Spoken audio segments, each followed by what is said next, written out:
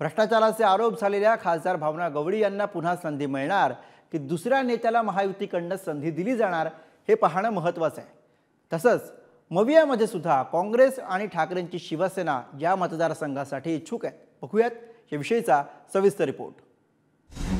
बंजारा समाजाचं प्राबल्य, पोहरादेवी देवस्थान आणि कारंजातील गुरुमंदिरामुळे यवतमाळ वाशिम लोकसभा मतदारसंघाची राज्यभरात ओळख आहे। शिवसेनेत झालेल्या बंडानंतर यवतमाळ जिल्ह्यामधील महत्त्वाचे दोन नेते खासदार भावना गवळी आणि आमदार संजय राठोड यांनी शिंदेंच्या शिवसेनेत प्रवेश केलाय। पंतप्रधान नरेंद्र मोदी यांना राखी बांधून भाजपशी जवळीक दाखवण्याचा प्रयत्न खासदार भावना गवळींनी केला। पण भ्रष्टाचाराच्या आरोपांमुळे भावना गवळी यांना सहाव्यांदा या लोकसभा मतदारसंघातनं संधी मिळणार का याची चर्चा सध्या मतदारसंघात सुरू आहे। भावना गवळी यांनी मतदारसंघावर सहाव्यांदा त्यांची दावेदारी यापूर्वी जाहीर केली आहे। शिंदेंच्या शिवसेनेचे मंत्री संजय राठोड यांचं नाव सुद्धा इच्छुकांमध्ये। भावना गवळी यांच्या विरोधात अँटी इन्कम्बन्सी असल्यामुळे उमेदवार बदलल्यास राठोड यांच्या नावाचा विचार होऊ शकतो। राजू पाटील राजे यांनी 2009 आणि 2014 अशी दोन वेळा मनसेकडनं लोकसभा निवडणूक लढवली, पण फारशी मतं मिळाली नाहीत। 2014च्या पराभवानंतर त्यांनी भाजपमध्ये प्रवेश केला। तर आमदार निलय नाईक हे भाजपचे विधान परिषदेचे आमदार असून माजी मुख्यमंत्री सुधाकरराव नाईक आणि माजी मंत्री मनोहर नाईक यांचे ते भाचे आहेत। त्यांनी 2016 साली भाजपमध्ये प्रवेश केला होता। बंजारा बहुल मतदारसंघ आणि नाईक घराण्याचा प्रभाव यामुळे भाजपकडनं त्यांच्या नावाची चर्चा आहे। तर अजित पवार गटाच्या राष्ट्रवादीकडून वाशिम जिल्हा परिषदेचे अध्यक्ष चंद्रकांत ठाकरे उत्सुक आहेत। त्यांचे वडील सुभाष ठाकरे हे 3 वेळा आमदार आणि राज्यमंत्री होते। त्यांच्या कुणबी जातीचा फायदा होऊ शकतोय। तर शिवसेनेत पडलेल्या फुटीनंतर संजय देशमुख यांनी ठाकरेंच्या शिवसेनेत प्रवेश केलाय। यापूर्वी 1999 आणि 2004 असे 2 वेळा अपक्ष आमदार म्हणून ते निवडून आलेत, पण 2009, 2014, 2019 असा सलग 3 वेळा त्यांचा संजय राठोड यांनी पराभव केला। 2002 ते 2004 या कालावधीत ते क्रीडा राज्यमंत्री होते। यवतमाळ जिल्ह्यामध्ये त्यांची चांगली ताकद असून वाशिम जिल्ह्यामध्ये शिवसेना ठाकरे गटाचं संघटन मजबूत आहे। भावना गवळी शिंदेंसोबत गेल्यानंतर वाशिम जिल्ह्यामधील सर्व तालुका प्रमुख, जिल्हा परिषद सदस्य आणि बहुतांश पदाधिकारी हे ठाकरे यांच्या सोबत कायम आहे। तर महंत सुनील महाराज हे पोहरादेवी गडाचे महंत असून संत सेवालाल महाराज यांचे वंशज आहेत। त्यांनी ठाकरेंच्या शिवसेनेमध्ये प्रवेश करून लोकसभा निवडणूक लढवण्याची इच्छा व्यक्त केली। उद्धव ठाकरेंनी उमेदवारी देण्याचा शब्द दिल्याचा दावा ते करतायत। याआधी ते वाशिम जिल्हा परिषदेचे सदस्य होते। तर प्रवीण पवार यांनी 2019 ची निवडणूक ही वंचितकडून लढवली होती। आता त्यांनी भाजपमध्ये प्रवेश केलाय। मतदारसंघात अबकी बार प्रवीण पवार अशी बॅनरबाजी करण्यात आली आहे। शिवसेना आणि राष्ट्रवादीतल्या फुटीनंतर सद्यस्थितीत लोकसभा मतदारसंघात महायुतीची ताकद जास्त आहे। मतदारसंघात शिंदेंच्या शिवसेनेला की भाजपला ही जागा सुटणार हे महत्त्वाचं मानलं जात आहे। शिंदेंच्या शिवसेनेच्या सध्याच्या खासदार भावना गवळी यांच्या प्लस मायनस वरती एक नजर टाकूयात।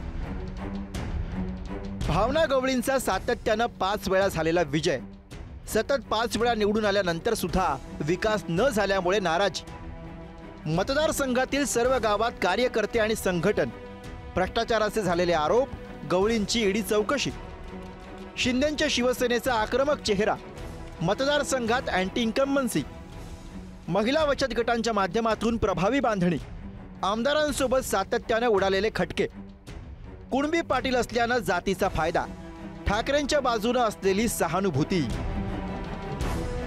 उमेदवारी कुणाला मिळणार यावर शिंदेंच्या शिवसेनेत आणि महायुतीत चुरस असली तरी आपलीच दावेदारी असल्याचं खासदार भावना गवळी सांगतात। माझा जो लीड प्रत्येक 5 वर्षाचा होता त्याच्याही पेक्षा जास्त लीडनी मी प्रत्येक 5 वर्षाला निवडून आलेली आहे। त्याच्यामुळे साहजिकच आहे की एक महिला खासदार म्हणून आणि सातत्याने निवडून येत असल्यामुळे मी दावा माझ्या वरिष्ठाकडे केलेला आहे आणि मी निवडणूक लढण्यासाठी तयार आहे। दुसरीकडे महाविकास आघाडीत या मतदारसंघावरती ठाकरेंच्या शिवसेनेकडनं दावेदारी सांगण्यात येते।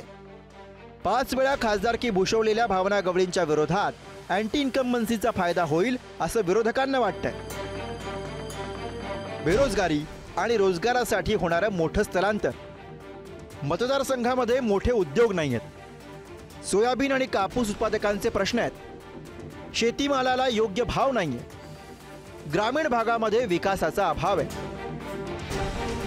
यासह उद्धव ठाकरेंबाबत असलेली सहानुभूतीची लाट, खासदार भावना गवळी यांच्यावरील भ्रष्टाचाराच्या आरोपांमुळे विजयाचा विश्वास विरोधकांना वाटतो.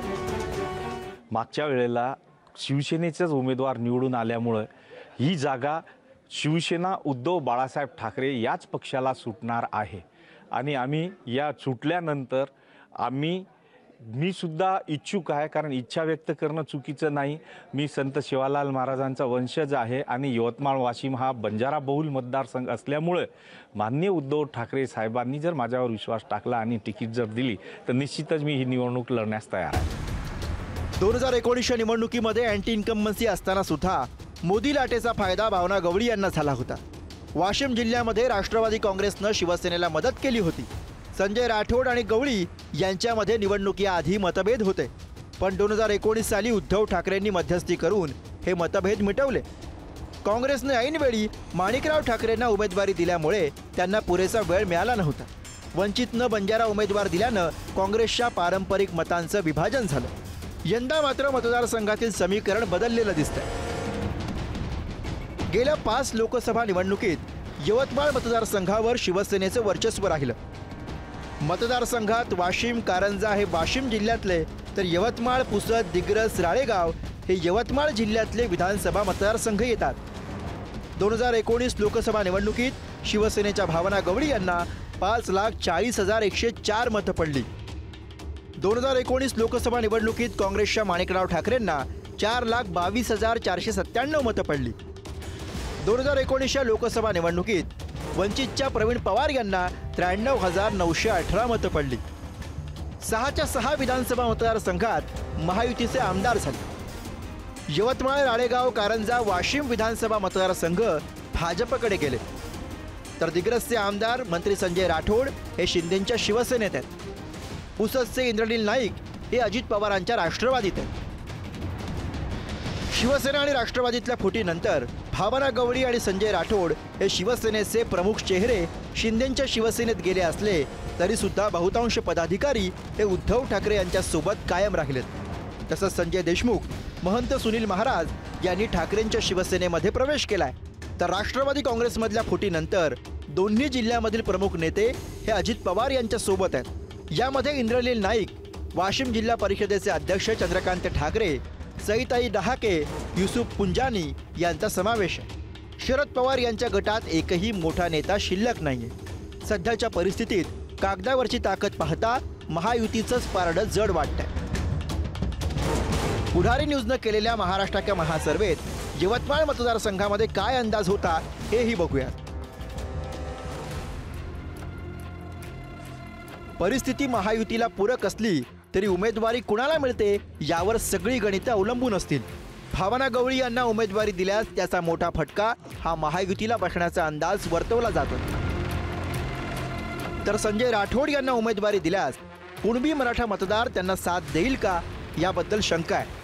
बंजारा मतदार त्यांच्या पाठीशी ठाम राहील. तसंच पूजा चव्हाण आत्महत्या प्रकरणातील आरोप प्रचाराचा मुद्दा होण्याची शक्यता आहे. मवियाच्या बाजूने विचार केल्यास शिवसेनेमध्ये फूट पडल्यानंतर ठाकरेंच्या बाजूने असलेली सहानुभूती कायम आहे. अशात ही जागा ठाकरेंच्या शिवसेनेकडे जाणार की काँग्रेसकडे यावरून सुद्धा राजकीय गणित बदलण्याची शक्यता आहे. याशिवाय राम मंदिर आणि मोदी गॅरंटी पुन्हा चालणार का हे सुद्धा पाहणं महत्त्वाचं असेल. देव इंगोले, पुढारी न्यूज, यवतमाळ.